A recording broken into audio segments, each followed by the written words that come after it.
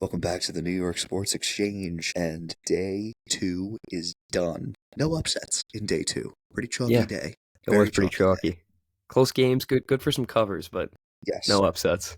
yes, no upsets. Robert Morris, so close, but yet so far. Wish Bryant kind of did their thing in the second half against Michigan State, but Kind of, it fell apart. I mean, it was fell close for apart. it was close until it wasn't. Fell apart. We are less than 4 hours away from Purdue McNeese. I gotta be out of here in like 45 minutes. So let's see how this goes. I'm also in the living room of my house whispering so I don't wake anybody up. So if I sound like a fucking serial killer, bear with me. And also I'm like lounging on my couch as a stand for my computer. It's the So way to I'm do it. currently I'm using my knees as a stand for my Comfort is key, computer right Stan. now. Comfort is Yeah, key. comfort is key. You never see me lie down for a pod, so this is a first. So anyway, let's just get it started. Let's start with the not necessarily the big one. Let's just get the Duke stuff out of the way. Duke takes down Mount St. Mary's 93-49. God, it looked like a JV team versus a varsity basketball team. I mean, when they put the bench warmers in, they put in the manager, the student manager, and then it looked like it was a The close game. I mean, student manager. I don't understand. 55 is like 5'9". That dude has no business being in a Division I basketball team, and the way He they is the that's best 5'8" yeah, college basketball player I've ever that seen. that's Did I my point. send? That's but Did I? Stan, that's my And point. That's say his name, Spencer fucking Hubbard. Say his name. Spencer Hubbard. Say his name. Like, did I send you my video of when he came in at the Garden? We were blowing out Illinois, and he hit the three, and he sent the Garden into a frenzy. Did I No, ever send you but that? Oh my god, it's the greatest video in but the whole. like Stan, the game was close when the bench came in. Like that's how you know this was. Even then, it looked like Duke was the better team. Like this was Oh just it yeah, was a complete blowout. It was a yeah. complete blowout. Just a great, and honestly, like it was good to see that like our best players weren't logging like heavy minutes, and I They didn't didn't really know. have Yeah, when he yeah. had them. It didn't feel like Flag was like still at 100%. He was at like It doesn't even seem like he was trying, dude. This was a he was at like joke of a game, I feel Stan. like he was at 70% more or less. But Cooper Flag at 70% is better than some people at 100%, specifically Mount St. Mary's. But yeah, Concanipple only had 19 minutes. Sion James only had 19 minutes.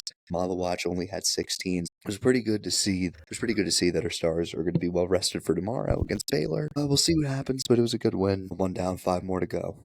That's all I care about. One down, five more to go. Next up, Baylor, Mississippi State, almost a generational, not, I wouldn't say generational, but it got scary towards the end. This was probably one of the better games of the slate. That freshman duo of Robert Wright and VJ Edgecombe is definitely something to worry about.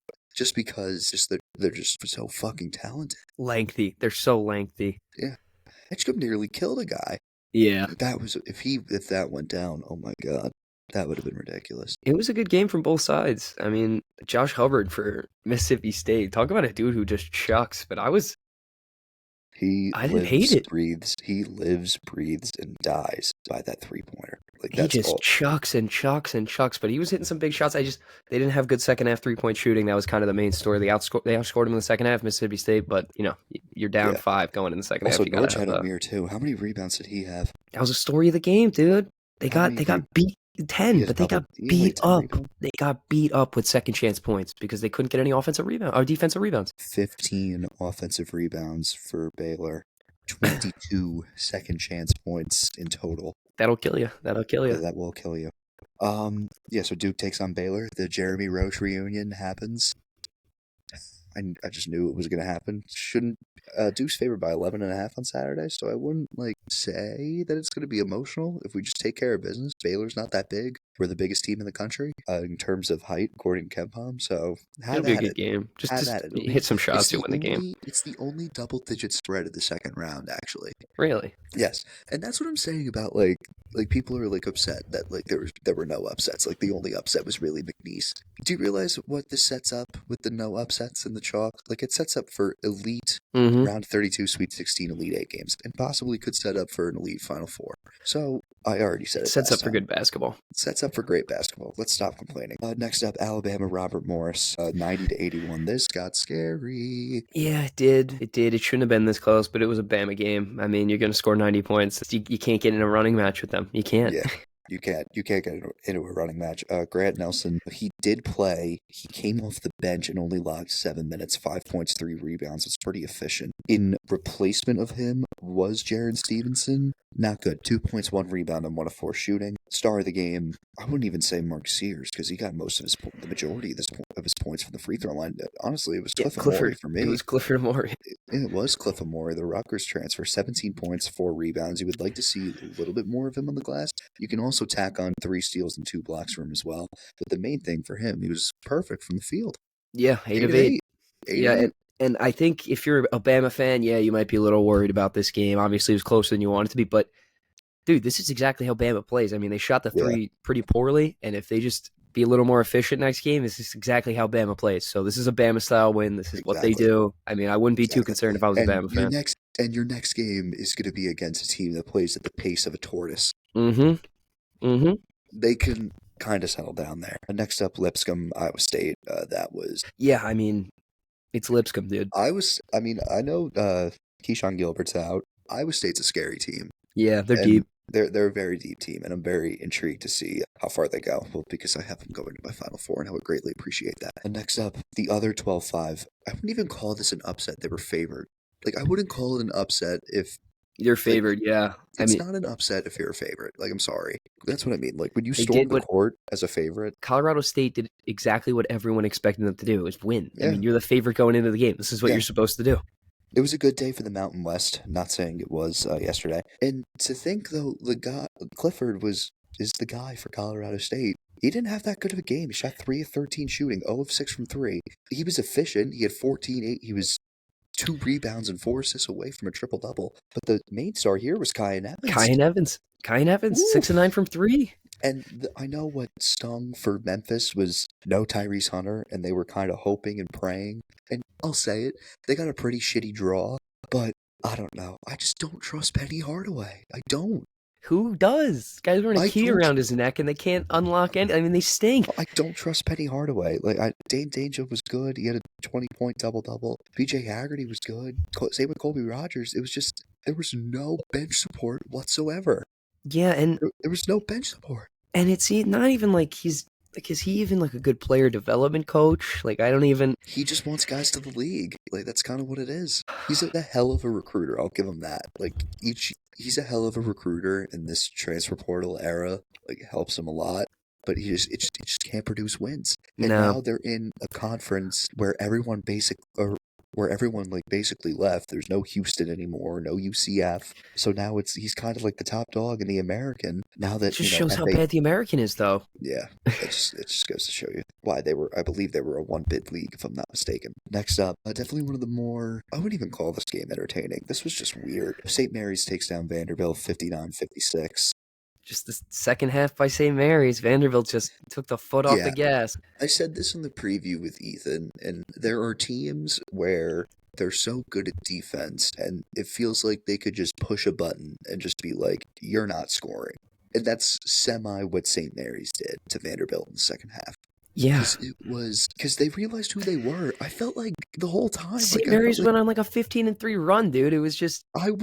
Here's my thing, Stan. And the big thing for this was, they were great defensively in the second half, but they just couldn't hit a shot in the first half. Like, that was the problem. They couldn't score. That was it. And they're not the best offensive team either. Like, that's where it kind of got worried because, like, yeah, they can play defense. They can lock you down. But can they hit shots? And I think Augustus Marshallonis really hit those big shots in the second half. And I think both of his threes were in the second half. Second half, they were big threes. If I'm not mistaken, yeah. Him and Barrett. But there's really... The rebounding, Stan. 41-28. It was the rebounding. And, Mississippi State, St. Mary's is going to win the rebounding battle every time when you have, these Lithuanian names I cannot pronounce. They're just some big dudes. Morauskas and Mitchell Saxon. When you have those two guys on the floor, you're going to win the rebounding battle. Actually, Luke Barrett. Yeah, Saxon and Barrett they almost had 3 guys with double-doubles, dude, because Marilonas had 8 boards, 14 points. Like, they're going to attack the glass every time. Like, and speaking of Penny Hardaway, his son's on the team? Anthony Hart, number 3.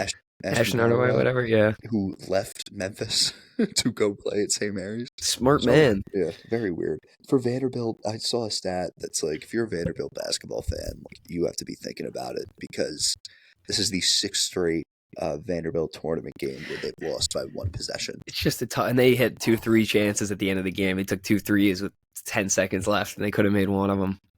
Could have missed, and St. Mary's could have gotten a rebound, and they would have been fouled, and they would have hit free throws to cover the 4.5. But you know what? I digress. I had a good ending to my day. Definitely, next game, definitely a more entertaining one, despite if you saw the score. Ole Miss takes down North Carolina 71.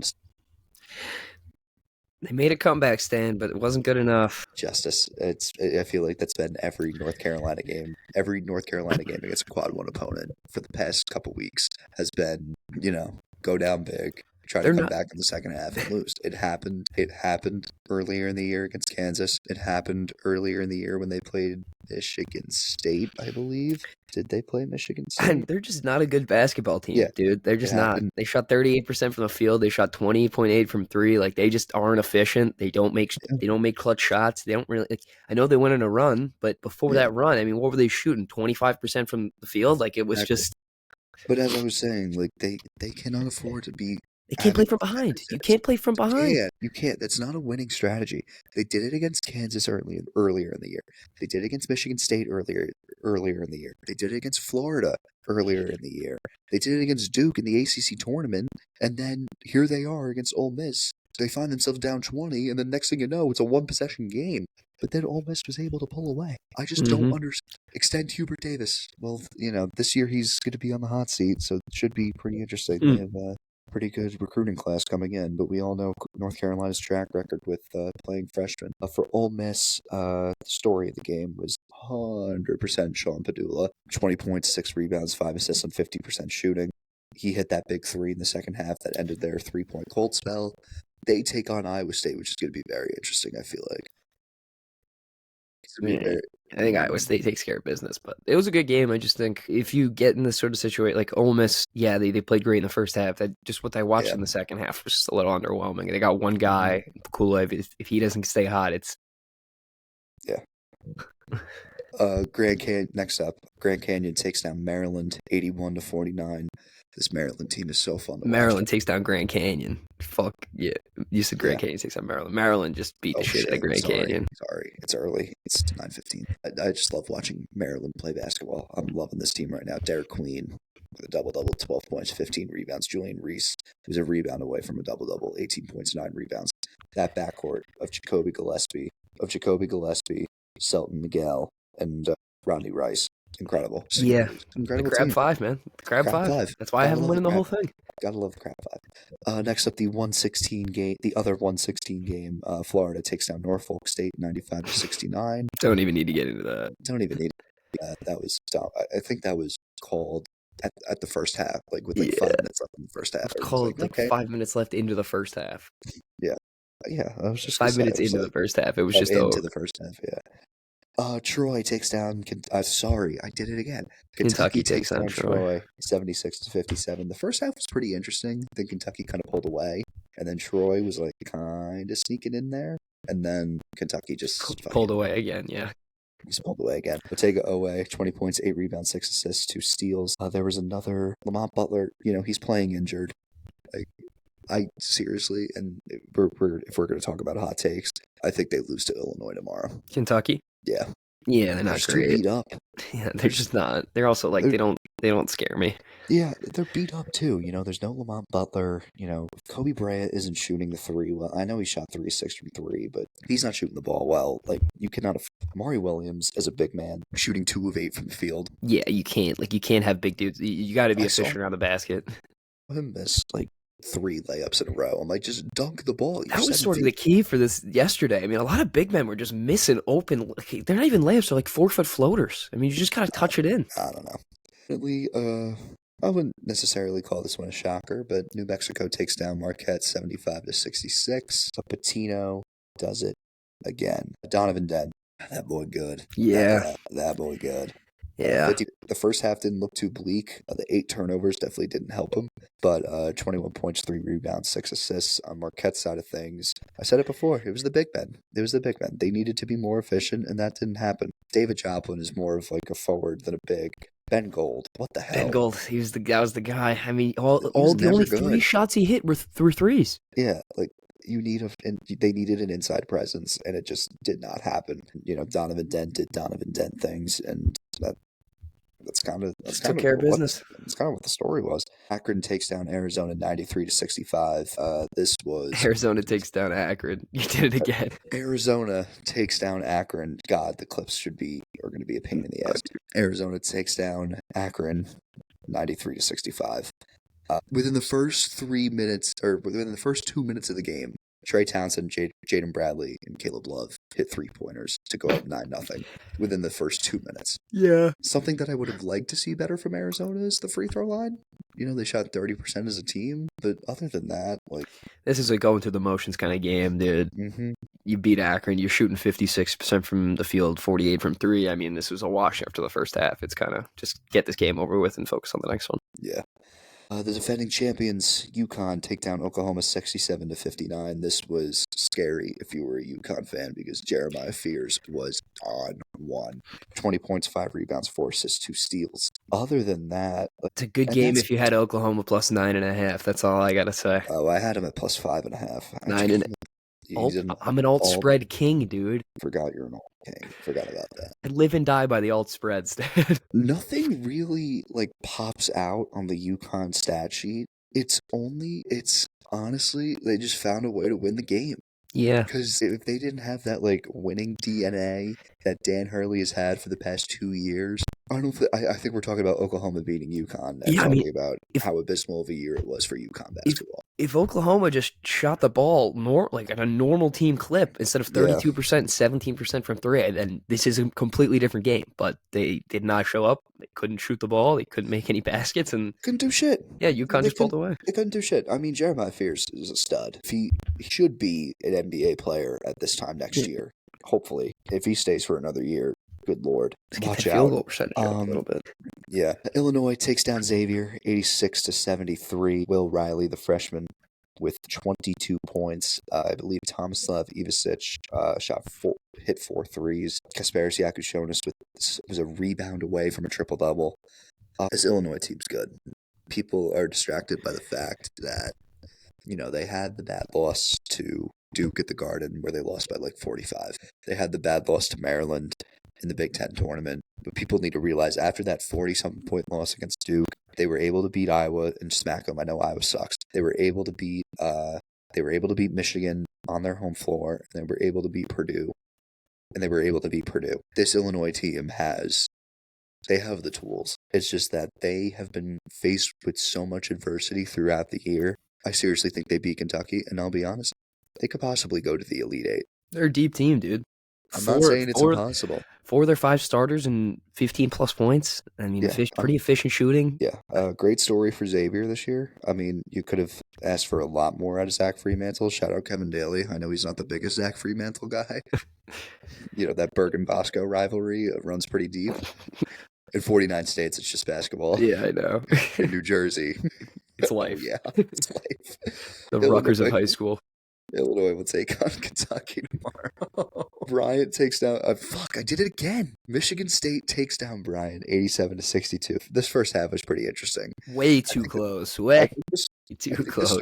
I think the story of this game was Earl Timberlake getting his face cut open and looking like he just got attacked. But no, he got cut on his forehead and started dripping blood. The second half was all Smarty, as it should have been. Yeah, I mean, Rafael Pinzon he may have 21 points, but 9 of 26 from the field and 2 of 12 from 3.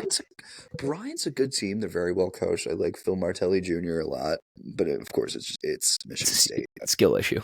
Cohen Carr almost had a double-double off the bench, which is pretty cool. That man can fly like no other. 18 Have you ever seen 9. Cohen Carr dunks? I haven't even seen him dunk, no. That man can fly. He once dunked on his own teammate mid-game. Well, I'll be looking for that tomorrow. Yeah, absurd.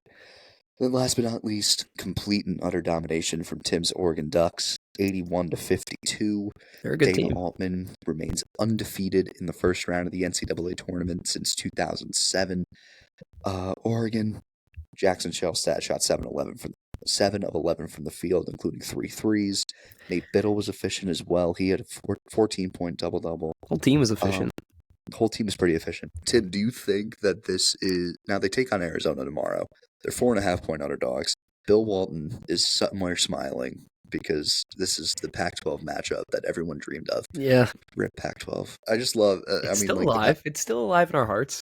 Yeah, but it's not the same. I know. It's not the same. It's not the same. I'm not going to take it seriously when I see Gonzaga playing Pac-12 games. But anyway, what's your confidence level going into this game? If they could shoot the ball as well as they did against Liberty, I know it's going to be a completely different game because it's just a completely different team. But yeah, Arizona's a very... I don't hate it.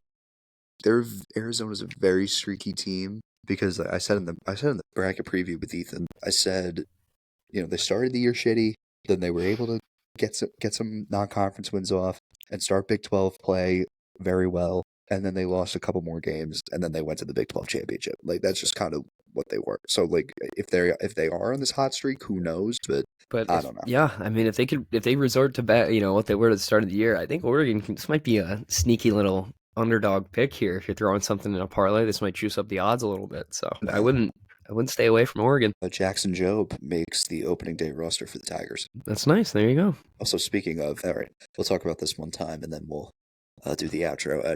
Wait. Giant. Yeah, I know. That's a big. We'll get to that. That's Tuesday's episode. Also, that's Tuesday, but Clay Holmes finished spring with a .93 ERA and 22 strikeouts. So absurd. Don't rain on my parade right now. Jameis Winston's my quarterback. It'll be an interesting year, Stan. Not rain on my parade. All right. Hot takes for tomorrow. I kind of already shared mine. I think Illinois is going to be an Elite Eight team. Yeah, you know what, Stan? Like this, you can call me crazy all you want. If Creighton's shooting the ball well, Auburn's in trouble. Okay, I like that. I like that a lot. All right. Okay. You said it too. The first 1 seed going down is Auburn. I'm kind of on that train with you. I think this might be a tough game for them. Okay. Then next time, tomorrow morning. All right, that's going to wrap it up. Be sure to follow us on Instagram, Facebook, and TikTok. Be sure to like this video on YouTube. Be sure to subscribe to our YouTube. Be sure to like our videos on YouTube. Be sure to follow us and rate us on Spotify. 5 stars. 5 stars only. And we will see you guys tomorrow morning to recap the first round of 32 games on Sunday. So we'll see you guys then.